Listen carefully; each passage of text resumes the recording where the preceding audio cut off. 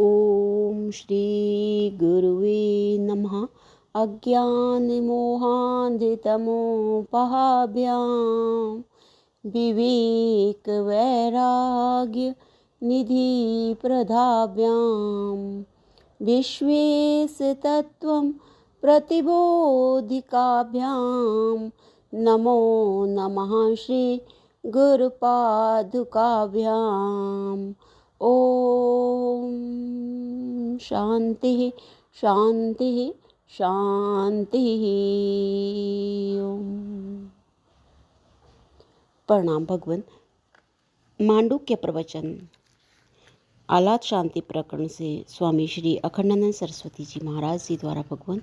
और आज हमारा जो मंगलाचरण है उसका जो है छठा, सातवां और आठवां मंत्र, और उसके टॉपिक है ये वास्तविक स्वभाव में परिवर्तन नहीं होता।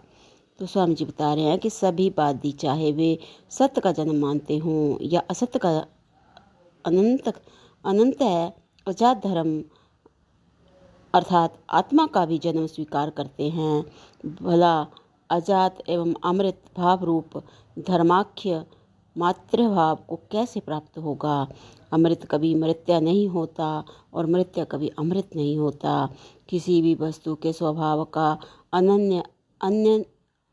किसी भी वस्तु के स्वभाव का अन्यथा भाव किसी प्रकार सिद्ध नहीं हो सकता। जिनके मत में स्वभावतः अमृत भाव पदार्थ आत्मा मृत्या भाव को प्राप्त हो जाता है, उनका किसी प्रक्रिया द्वारा निर्मित अमृतत्व निश्चल कैसे सिद्ध होगा? जाति अर्थात जन्म। सभी जातिवादी अज धर्म का ही जन्म स्वीकार करते हैं। जाति अर्थात वस्तु का अन्यथा भाव, उसमें परिवर्तन होना, ऐसा होना असंभव है, क्योंकि स्वभाव का परिवर्तन कहीं देखने में नहीं आता। ये तीनों श्लोक अद्वैत प्रकरण में आ चुके हैं। भाष्यकार ने वही इनकी व्याख्या की है। यहाँ इनका पुनः उल्लेख किया गया है कि आत्मा का स्वभाव अजात है और वह उसे छोड़ नहीं सकता। विचार दृष्टि से देखा जाए तो अज्ञात होगा कि बौद्धों के अजातवाद से यह सर्वथा विलक्षण है। माध्यमिक वृत्ति के अनुसार सभी धर्म प्रत्यय समुत्पाद की रीति से अनुत्पन्न स्वभाव के हैं। वह एक दूसरी बात है। औपनिषद दर्शन में सभी पदार्थ आज अमृत ब्रह्म स्वभाव हैं। वे अपने स्वभाव का कभी परित्याग नहीं करते। शून्यवादी सभी भावों को निस्वभाव मानते हैं। उनके साथ ब्रह्म स्वभाव का कोई मिश्रण नहीं है। यहाँ तो उनके निस्वभावता का निषेध और ब्रह्म स्वभावता का प्रतिपादन है। जो लोग ब्रह्म का परमार्थिक जन्म मानते हैं उनका भी निषेध है। सभी जातिवादी अजात की जाति मानकर बदतो व्याघात दोष से ग्रस्त हो जाते हैं। परस्पर विरुद्ध अर्थ की कल्पना करते हैं, एक दूसरे के तर्क से पराजित होते हैं तथा इस प्रकार परमार्थ निरूपण से दूर हो जाते हैं। अजात का जन्म, अमृत की मृत्यु, ये वचन ही व्यवहित है। अतः उनके द्वारा ख्यापित अजात का हम अनुमोदन करते हैं, विवाद नहीं। वैसे जात का जन्म मानना भी निरर्थक और अनवस्था दोष से ग्रस्त है। अतः माइक जन्म के अतिरिक्त जन्म की कोई उत्पत्ति नहीं है। अब तृतीय प्रकरण में इन श्लोकों की क्या व्याख्या की गई है, इस पर भी एक दृष्टि डाल लीजिए। वहाँ आत्मा अजात है, आकाश के समान है। जैसे घट आदि की उपाधि से आकाश में भेद दिखता है, वैसे ही आत्मा में भेद औपाधिक है। रूप, कार्य एवं नाम का भेद होने पर भी आकाशवत आत्मा अभिन्न ही है। उसमें कोई विकार या अवयव नहीं है। जैसे मूर्ख आकाश को मलिन समझते हैं, वैसे ही आत्मा की मलिनता भी अज्ञ दृष्टि से है। इसमें मृत्यु, जन्म, गमन आदि नहीं है। सभी संगात स्वपनवत माया सृष्ट हैं। आत्मा के एकत्व के कारण अधिक्य या समता का प्रश्न ही नहीं उठता। तैत्तिरीय उपनिषद में पंचकोश की व्याख्या के द्वारा आत्मा के शुद्ध स्वरूप का बोध कराया गया है। मधु ब्राह्मण में पृथ्वी और उदर दोनों में एक ही आत्मा है, ऐसा कहा है। उपनिषदों की अनन्यता की प्रशंसा और नानत्व की निंदा है। उपनिषदों में अनन्यता की प्रशंसा और नानत्व की निंदा है। कहीं कहीं उपनिषदों में भेद का वर्णन है, वह गौण है। मृत्तिका, लौह एवं विस्फुलिंग आदि के दृष्टांत आत्मज्ञान में प्रवेश करने के लिए सोपान हैं, उपासनाहीन अधिकारी के लिए हैं। माया से ही जन्म होता है, वस्तुतः नहीं। इसके बाद इस प्रसंग के तीनों श्लोक हैं। स्पष्ट है कि इन श्लोकों की बौद्ध मत की रीति से व्याख्या करना मूल ग्रंथ की दृष्टि से ही अन्याय है। उपनिषदों में ही कुछ ऐसे मतवादी हैं जो ब्रह्म को द्वैत अद्वैत एवं जीव को ब्रह्म विकार मानते हैं। ब्रह्म जीव का भेद अभेद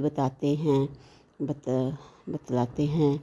कोई कहते हैं उपाधि के कारण भिन्न है, उपाधि नाश से अभिन्न होता है। कोई अग्नि विस्फुलिंगवत